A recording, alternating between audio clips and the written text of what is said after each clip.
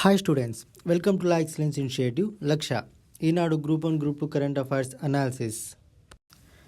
ఈ అంశం APSC TSPSC group 1 paper 3లోనే పాలిటీ అండ్ గవర్నెన్స్కి సంబంధించింది. ఇందులో లోక్పాల్ వ్యవస్థ గురించి వివరించడం జరిగింది. లోక్పాల్ అనున్నది ఒక యాంటీ కరప్షన్ అథారిటీ. దీనినే అంబుడ్స్మన్ అని కూడా అంటాము. ఈ అంబుడ్స్మన్ అనే భావన స్వీడన్ దేశానికి చెందింది.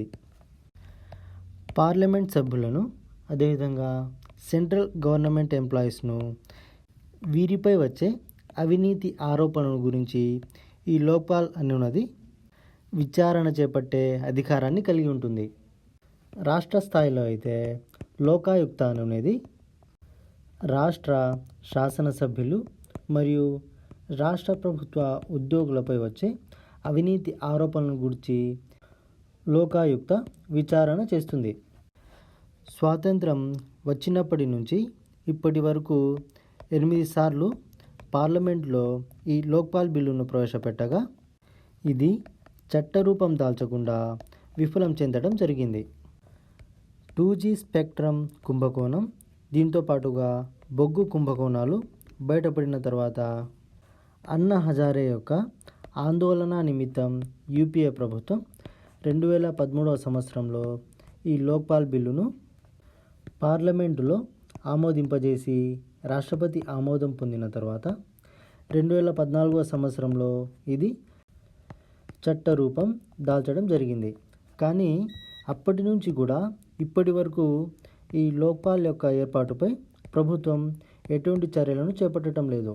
దీనికి ప్రభుత్వం చూపుతున్న ప్రధాన కారణం ఏమిటంటే ఈ లోక్పాల్ యొక్క ఏర్పాటులో భాగమైన ప్రధాన ప్రతిపక్ష నేత లేనందువల్ల ఇది ఏర్పాటు చేయడానికి సాధ్యం కావడం లేదని కేంద్ర ప్రభుత్వం సాకుగా చెబుతోంది. 2017 సంవత్సరంలో సుప్రీంకోర్టు ప్రధాన ప్రతిపక్ష నేత లేరు అనే నెపంతో ఈ లోక్పాల్ యొక్క ఏర్పాటును ఆపవలసిన అవసరం లేదని, దీనిని ఏర్పాటు చేయవచ్చని తీర్పునిచ్చింది. అయినా కూడా ఈ సుప్రీంకోర్టు యొక్క తీర్పుపై కేంద్ర ప్రభుత్వం ఎటువంటి స్పందన అనేది చూపలేదు. లోక్పాల్ యొక్క ఏర్పాటుపై జరుగుతున్న అలసత్వంపై సుప్రీంకోర్టులో దాఖలైన ప్రజా ప్రయోజనవాద్యం గురించి విచారణ నిమిత్తం సెప్టెంబర్ చివరి వారంలోనే సెర్చ్ కమిటీని ఏర్పాటు చేశామని, దీనికి అవసరమైన నియమ నిబంధనలను, విధి విధానాలను ఇదే రూపొందించుకుంటుందని కేంద్ర ప్రభుత్వం సుప్రీంకోర్టుకు తెలపడం జరిగింది. ఈ సెర్చ్ కమిటీకి నిర్దిష్టమైన కాల పరిమితి అనేది కేంద్ర ప్రభుత్వం విధించలేదు. లోక్పాల్ చట్టంలోనే సెక్షన్ 4 ప్రకారం లోక్పాల్ నియామక ప్రక్రియ మొత్తం పారదర్శకంగా జరగాల్సి ఉంది. కానీ దీనికి సంబంధించిన ఇన్ఫర్మేషన్ను సంబంధిత వెబ్సైట్లో పొందుపరచకపోవడంతో దీనిపై స్వచ్ఛంద సంస్థ కామన్ కాజ్ సుప్రీంకోర్టులో ఒక ప్రజా ప్రయోజన వాద్యాన్ని దాఖలు చేయడం జరిగింది.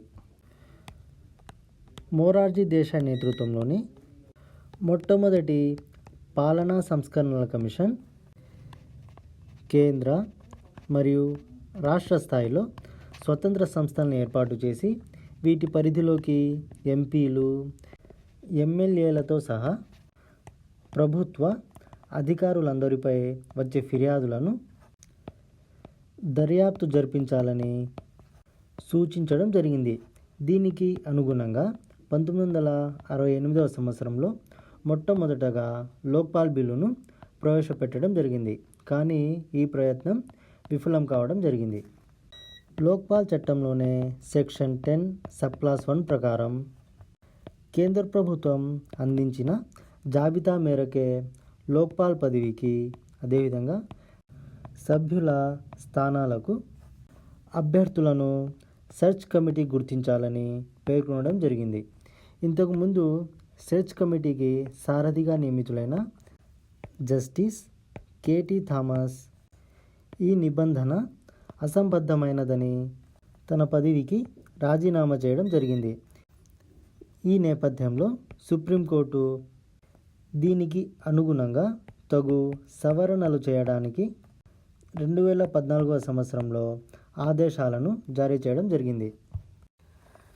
2018 సంవత్సరం సెప్టెంబర్ చివరి వారంలో విశ్రాంత న్యాయమూర్తి అయిన జస్టిస్ రంజనా ప్రకాష్ దేశాయ్ నేతృత్వంలో సెర్చ్ కమిటీని ఏర్పాటు చేయడం జరిగింది.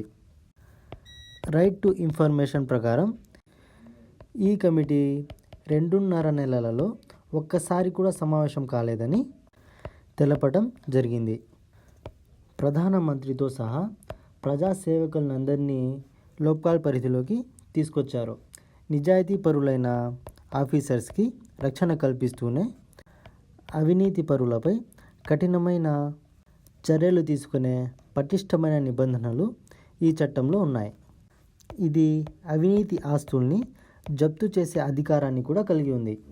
ప్రభుత్వ అధికార గణంపై అవినీతి దర్యాప్తుకు ముందస్తు అనుమతి తప్పనిసరి చేస్తూ ప్రస్తుతం తీసుకొచ్చిన సవరణ జాతి యొక్క ప్రయోజనాలకు విఘాతం కలిగించే అంశం. ఈ ఆర్టికల్ కరెంట్ అఫైర్స్కి సంబంధించింది. ఆంధ్రప్రదేశ్ రాష్ట్రంలోని నెల్లూరు జిల్లాలోని సుళ్ళూరుపేటలో దేశంలోనే తొలిసారిగా 106 అడుగుల వెడల్పుతో స్క్రీన్ను ఏర్పాటు చేస్తూ ఒక మల్టీప్లెక్స్ థియేటర్ను ఏర్పాటు చేయడం జరిగింది. చెన్నై కోల్కతా రహదారి పక్కన పిండిపాలెం వద్ద దీనిని ఏర్పాటు చేస్తున్నారు. దీనిని 40 కోట్ల రూపాయల వ్యయంతో యువి క్రియేషన్ సంస్థ రూపొందిస్తోంది. ప్రపంచంలో 106 అడుగుల వెడల్పు తెరలలో ఇది 3వది, ఏషియాలో అయితే 2వది. ఈ article APPSC TSPSC group 1 paper 3లోని పాలిటీ అండ్ గవర్నెన్స్కి సంబంధించింది. ఇందులో నేషనల్ హ్యూమన్ రైట్స్ కమిషన్ గురించి ఇవ్వడం జరిగింది. ఈ నేషనల్ హ్యూమన్ రైట్స్ కమిషన్ అనేది ఒక స్వతంత్ర సంస్థ. దీనిని 1993 సంవత్సరం అక్టోబర్ 12వ తేదీన protection of human rights ordinance September 28, 1993 ప్రకారం ఎన్హెచ్ఆర్సీని ఏర్పాటు చేశారు. భారత రాజ్యాంగం ప్రసాదించిన హక్కులు లైఫ్, లిబర్టీ, ఈక్వాలిటీ, డిగ్నిటీలను ప్రొటెక్ట్ మరియు ప్రమోట్ చేయడానికి ఈ ఎన్హెచ్సి నిర్మాణం అనేది చేశారు. ఎన్హెచ్ఆర్సీకి రిటైర్డ్ సిజేఐ నేతృత్వం వహిస్తారు. ప్రస్తుత చైర్మన్ హెచ్ఎల్ దత్తు. ఈయనతో పాటు ఒక సుప్రీంకోర్టు జడ్జ్, హైకోర్టులో జడ్జిగా పనిచేస్తున్న వ్యక్తి, 4వది మానవ హక్కుల గురించి అవగాహన కలిగిన 2 వ్యక్తులు, SC commission, ST commission, women మరియు మైనార్టీ నేషనల్ కమిషన్స్ల చైర్పర్సన్స్ సభ్యులుగా ఉంటారు. ఎన్హెచ్ఆర్సీలో బీసీ కమిషన్ చైర్మన్ సభ్యులుగా ఉండరు. ఎన్హెచ్ఆర్సీ యొక్క చైర్మన్ మరియు సభ్యులను ప్రధానమంత్రి అధ్యక్షుడిగా హోమ్ మినిస్టర్, లోక్సభ ప్రతిపక్ష నేత, రాజ్యసభ ప్రతిపక్ష నాయకుడు, లోక్సభ స్పీకర్, రాజ్యసభ డిప్యూటీ చైర్మన్లతో కూడిన కమిటీ యొక్క సిఫార్సుల మేరకు రాష్ట్రపతి నియామకం చేస్తారు. ఎన్హెచ్ఆర్సీ యొక్క రజతోత్సవాలను పురస్కరించుకొని ఎన్హెచ్ఆర్సీ వెబ్కాస్ట్ సౌకర్యాన్ని ప్రారంభించడం జరిగింది. ఫిర్యాదులను స్వీకరించడానికి కామన్ సర్వీస్ సెంటర్ను ఏర్పాటు చేసి టోల్ ఫ్రీ నంబర్ సౌకర్యాన్ని కల్పించడం జరిగింది. 14433 అనేది టోల్ ఫ్రీ నంబర్. ఈ ఆర్టికల్ కరెంట్ అఫైర్స్కి సంబంధించింది. 2016 డిమానిటైజేషన్ తర్వాత విడుదల చేసిన కొత్త నోట్లను తమ దేశంలో చెల్లుబాటు అయ్యేలా ఆదేశాలను జారీ చేయాలని reserve bank of India Nepal యొక్క కేంద్ర బ్యాంక్ అయిన నేపాల్ రాష్ట్ర బ్యాంకు కోరడం జరిగింది. విదేశీ ద్రవ్య నిర్వహణ చట్టం ప్రకారం నేపాలీయులు ప్రస్తుతం భారత కరెన్సీలో 100 రూపీస్ అంతకన్నా తక్కువ విలువ గల నోట్లను మాత్రమే కలిగి ఉండే అనుమతి అనేది ఉంది. దానిని ఇతర నోట్లకు కూడా వర్తింపజేయాలని భారత కరెన్సీని నేపాలీయులు 25,000 వరకు ఉంచుకునే సదుపాయాన్ని కలిగి ఉండడంతో ఇందుకు అనుగుణంగా ఉత్తర్వులను జారీ చేయాలని పేర్కొనడం జరిగింది. ఈ article APPSC TSPSC group 1 paper 5లోని సైన్స్ అండ్ టెక్నాలజీ ఎనర్జీకి సంబంధించింది. కర్నూలు జిల్లాలోని గని శకునాల గ్రామాల పరిధిలో 5,683 ఎకరాల్లో 7,000 కోట్ల వ్యయంతో 1000 మెగావాట్ల సామర్థ్యం గల మెగా సోలార్ పార్క్ను ప్రారంభించడం జరిగింది. ఆంధ్రప్రదేశ్ రాష్ట్రంలో సోలార్ విద్యుత్ యొక్క ఉత్పత్తిని పెంచడం కోసం ఆంధ్రప్రదేశ్ రాష్ట్ర ప్రభుత్వం సోలార్ విద్యుత్ కార్పొరేషన్ లిమిటెడ్ను ఏర్పాటు చేయడం జరిగింది. ఇందులో solar energy corporation of India 50%, AP Genco 41%, NRED AP 9% వాటాలను కలిగి ఉన్నాయి. ఆంధ్రప్రదేశ్ రాష్ట్రంలో సౌర విద్యుత్ ఉత్పత్తి గురించి కనుక మనం చూస్తే మొదటిది అనంతపురం జిల్లాలో ఎన్పి-కుంట, తాడిపత్రిలలో సోలార్ పార్క్లను ఏర్పాటు చేయడం జరిగింది. ఎన్పి-కుంటలో ఉత్పత్తి సామర్థ్యం 1,500 మెగావాట్లు, తాడిపత్రిలో అయితే 500 మెగావాట్లు. రెండవది కడపలో జమ్మలమడుగు, మైలవరం వద్ద 1000 మెగావాట్ల సామర్థ్యం గల సౌర విద్యుత్ ఉత్పత్తి కేంద్రాన్ని ఏర్పాటు చేయడం జరిగింది. ఇంకా మూడవది ప్రస్తుతం కర్నూలులో ఏర్పాటు చేసిన అల్ట్రా మెగా సోలార్ పార్క్. దీని సామర్థ్యం 1000 మెగావాట్లు. దేశంలో సౌర విద్యుత్ ఉత్పత్తి మొదటిది కర్ణాటక అత్యధికంగా 5,100 మెగావాట్ల సామర్థ్యాన్ని కలిగి ఉంది. ఇక రెండవ స్థానంలో తెలంగాణ, మూడవ స్థానంలో ఆంధ్రప్రదేశ్ 2,840 మెగావాట్ల సామర్థ్యంతో మూడో స్థానంలో ఉంది. ఇక నాలుగవ స్థానంలో రాజస్థాన్, ఐదవ స్థానంలో తమిళనాడు, ఆరవ స్థానంలో గుజరాత్లు ఉన్నాయి. ప్రపంచంలో అయితే చైనాలోని టెంగేర్ మొదటి స్థానంలోను, రెండవ స్థానంలో రాజస్థాన్లోని భాడ్లా, మూడవ స్థానంలో ఆంధ్రప్రదేశ్లోని కర్నూలు ఉన్నాయి. ఇవి అల్ట్రా మెగా సోలార్ పార్కులు. ఈ article APPSC TSPSC group 1 paper 5లోని సైన్స్ అండ్ టెక్నాలజీ క్లైమేట్ చేంజ్కి సంబంధించినవి. ప్రొఫెసర్ ఆశీష్ శర్మ నేతృత్వంలో ఆస్ట్రేలియాలోని సౌత్ వేల్స్ విశ్వవిద్యాలయం పరిశోధకులు క్లైమేట్పై ఒక అధ్యయనాన్ని చేపట్టారు. ఇందుకు గాను ప్రపంచవ్యాప్తంగా 140 దేశాలకు చెందిన 43,000 వర్షపాత నమోదు కేంద్రాల నుంచి 5,300 నదుల పర్యవేక్షణ కేంద్రాల నుంచి సేకరించిన సమాచారాన్ని విశ్లేషించి కంప్యూటర్ సహాయంతో భవిష్యత్తు వాతావరణాన్ని రూపొందించి ఈ అధ్యయనం చేశారు. భవిష్యత్తులో విచిత్రమైన వాతావరణ పరిస్థితులు నెలకొంటాయని ఈ అధ్యయనం తెలిపింది.